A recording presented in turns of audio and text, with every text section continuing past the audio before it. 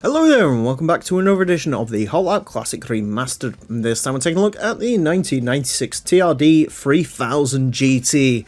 A beautiful car that's probably going to kill me. So, the TRD 3000 GT is the best looking Supra, by far, in my opinion. I love the way it looks. And this race mod helps it even more. This is actually a race mod from Gran Turismo 1. It was on all the Supras in that game, but in this game, they changed the Supra race mod to something that I think's worse, and the only car that carries on the race mod is this one. So at least it's in here in some regard. Looks absolutely exquisite. You can get it in blue or grey. Of course, blue is the correct colour. Looks fantastic on the 3000 GT. However, I'm scared of this because it is a Supra, and Supras and this track do not get along very well whatsoever. Before very recently, when we had a Turbo Supra that actually did well, the quickest Supra that we had around this track was a naturally aspirated one. So it gives you an idea of how useless the turbo ones are. And this one's got a stage 4, as most Supras do, which means, yeah, 720 horsepower, awful lot of power, 1,289 kilos, which honestly probably isn't enough. Yeah, all that power's going through the rear wheels, as it does in all Supras, and yeah, not good.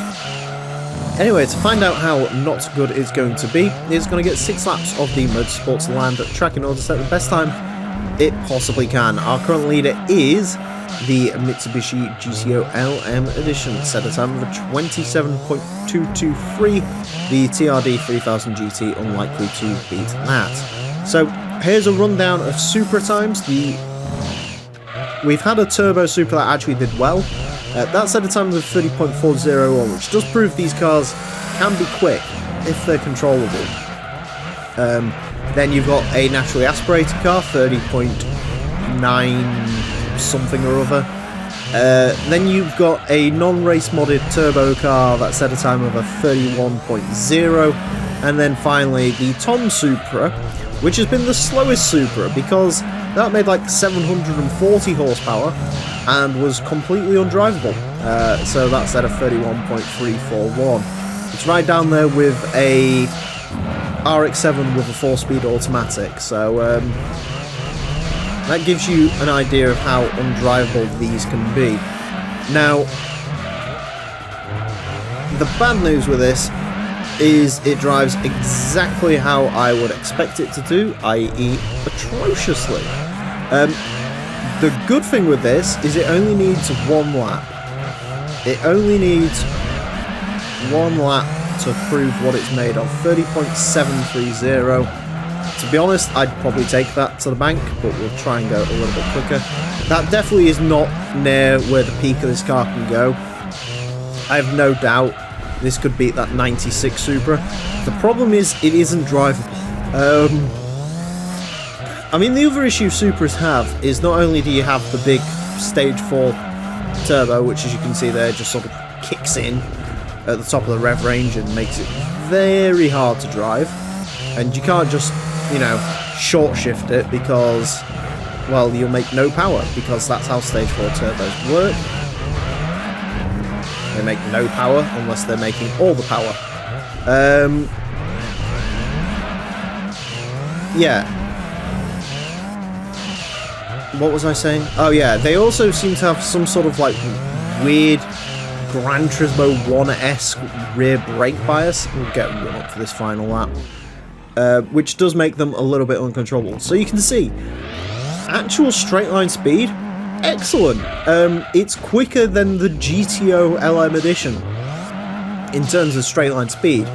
It's just, it cannot actually, outside of this one straight, it does not stick the power down. You just saw it there. It was wheel spinning at the top of 3rd gear. So that gives you an idea of how interesting the speed in this can be.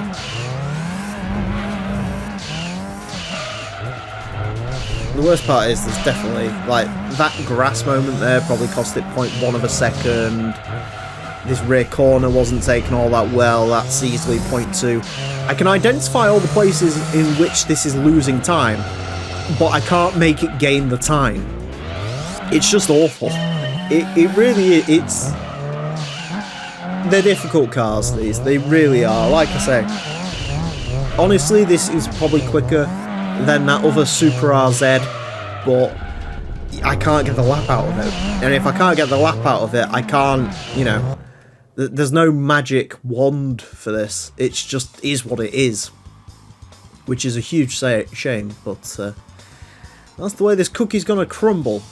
A 30.730 places it into 136th place, goes in between an Integra Type R and a Lancia Y.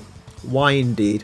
Quicker than the Mugen S2000, quicker than a Corvette Gran Sport, so it's right around sort of problematic cars. Slower than a Nismo 270R, which is quite surprising actually, but yeah. Like I say, I know there's more time in this. I know there's at least 0.3, 0.4, but I can't get it, which is the problem. So, here's what it is. Anyways, that's it for this episode. Thank you all very much for watching.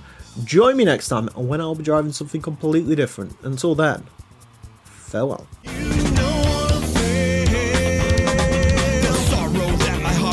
Knowing just where my hopes and dreams are going.